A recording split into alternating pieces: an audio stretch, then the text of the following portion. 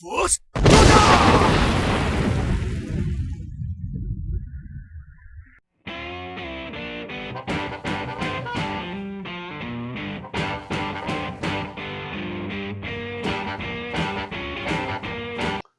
Welcome everybody, this is Wargamer Shawn. I'm here today to come at you. I'm going to talk about the Fall of Cadia. I was going to show my Magnus is pretty much done. I'll do a feature video on him once I get him like finished, spray finished and stuff, but it's pretty much done and based. He looks pretty good, I think. I'm not going to put the armor on him because I kind of like him without the armor better. I know some people like the armor, but I don't. In the background today, we got I've got a flag. It's an Imperial flag that the store owner that we play at, he actually gave me for Christmas. It's a GW one that they gave out, I guess, and it's an Imperial flag, so that's going to be my backdrop, which is pretty cool. I'm going to talk about the Fall of Cadia, and I didn't do a video right away because I was really reading through the fluff and digesting it, and a lot of stuff actually happens in the fluff, and there's a lot of things to go further and kind of tying things into even the Warzone Fenris. So you have the three major players that kind of come into it, but it's obviously Cadia and Abaddon and his fleet that's kind of coming in and attacking Cadia. And people in the past have always thought, well, that's kind of the way out of the Eye of Terror, so you got to kind of take that planet first, and he has a vendetta against it. But as the story kind of plays out and as pieces start fitting together, you start to find out that Cadia and the pylons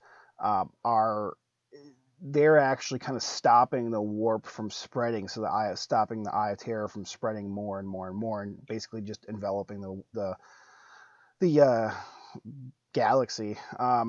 So the Cadia is one of the planets that has pylons. There's a couple other planets that form kind of like a triangle in that zone, but Cadia is the biggest one, obviously.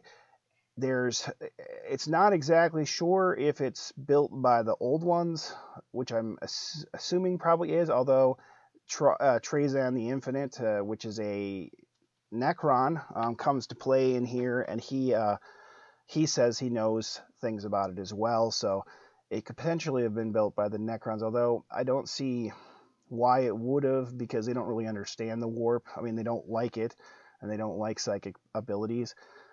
So I kind of see it, but then, the eye opening and is really from the fall of the Eldar and Slaanesh. So that it doesn't quite mesh. I'm not quite following it, but basically there's a couple main characters.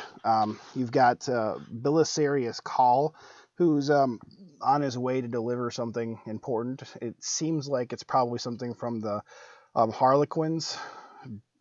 You don't really find out what it is, but he has it, and then he stops on on a planet, and investigates, and he's trying to investigate the pylons, and he's about to leave because there's an orc incursion that comes in, and they're slowly slaughtering the Skitarii that he's got, so he needs to kind of go. But a familiar Veil Walker or Shadow Seer comes in, and that's actually from Valador, the book, and comes in and tells him to keep searching. He's almost there, and he figures out that basically that the pylons are kind of stopping the warp from spreading, and so he decides he needs to go to Cadia and protect or preserve the planet. Another player that kind of comes in is Saint Celestine, and then obviously the Inquisitor Greyfax. Now, it's interesting, Inquisitor Greyfax was in a stasis, in a storage, and they basically Trazan, he's helping Belisarius Call, and they're investigating the pylons, and the forces of Chaos and Chaos Space Marines are getting close to them, and he doesn't really want to fight.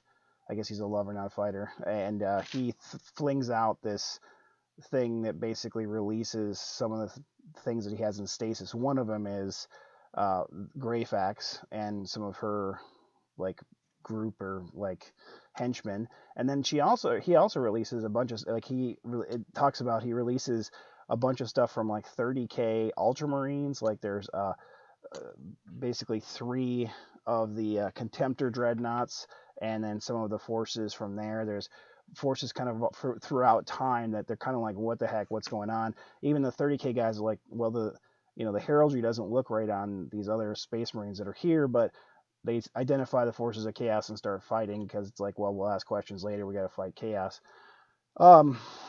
And so you end up getting them involved.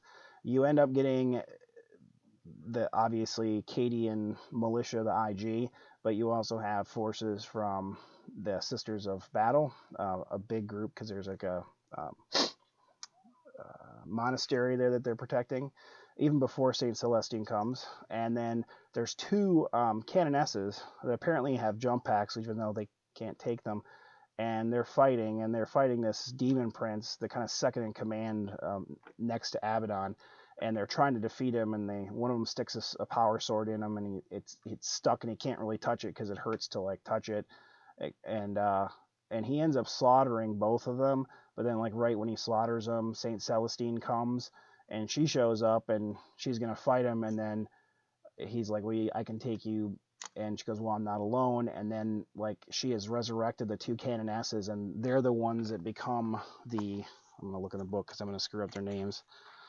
They're called. What are they called? Gemini Superior. So they basically, the canonesses become the Gemini Superior that are with the new model kit.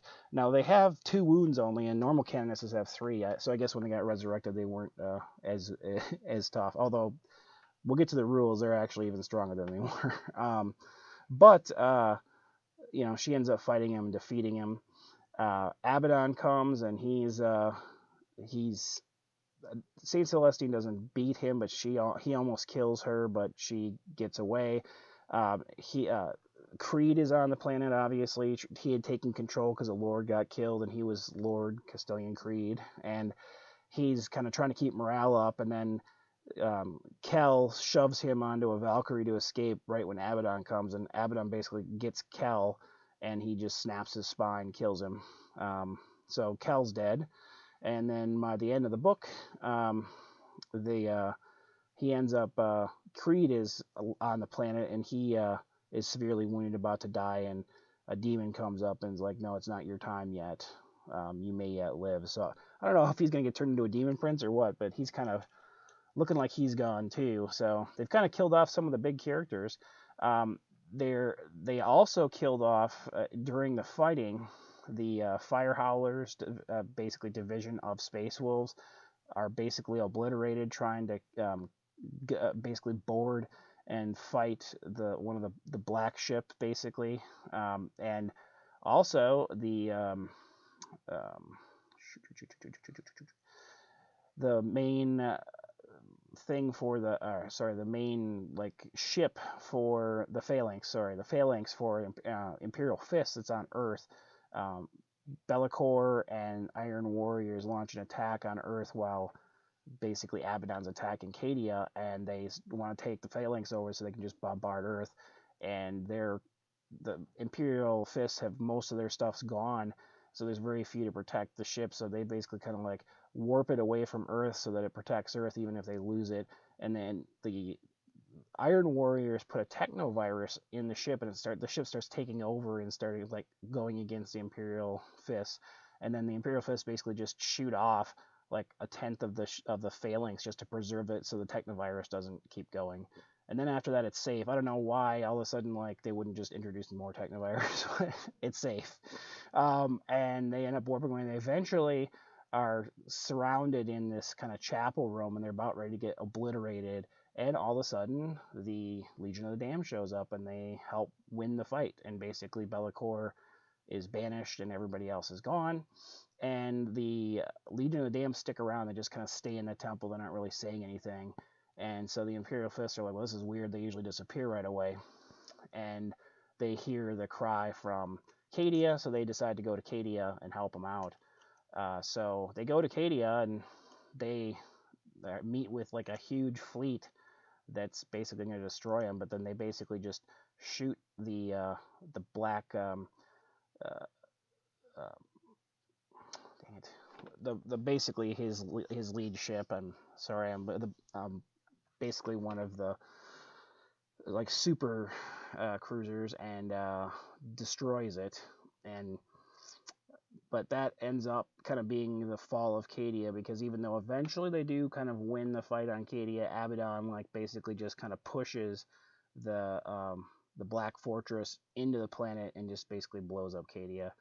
And before it happens, they're able to get a bunch of people off the ship and onto the Phalanx, and then they kind of zoom out. Although at the end, you find out that there's both Eldar, Dark Eldar Harlequins, and another force, and they're basically kind of taking these forces through a webway portal to help them. And you don't really know what's going on, so there's obviously going to be a continuation here. Obviously, the Eldar are going to be involved. We just saw a video. I don't know if people have seen it yet or not. Our group, one person was nice enough to post a video where Duncan, the painter for Warhammer 40K, painted a Gyrinx, or however they're pronouncing it. I always pronounce it Gyrinx, but I don't think he pronounced it that way. And it's on a big base, so there's obviously another model that goes with it. So there's something that's going to come modeled with a Gyrinx, which is really cool. So something's coming from the Eldar. So anyway, I just thought I'd do this video. It's probably not as quick as I wanted it to be.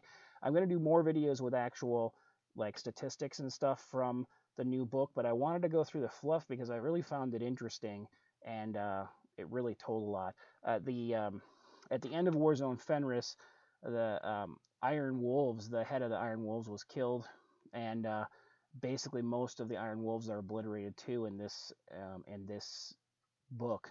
So the wolves just kind of keep taking a beating, and the fire howlers are pretty much toast. They're basically destroyed on the Black Fortress. So anyway, hopefully you enjoyed this. I'm sorry for my rambling. I thought it was really interesting. I wanted to share it, so hopefully you got something out of it, and you enjoyed the video. If you did, hit like below or subscribe. That'd be awesome. Until next time, this is Wargamer Shawn. Keep on wargaming, okay, guys? Thanks.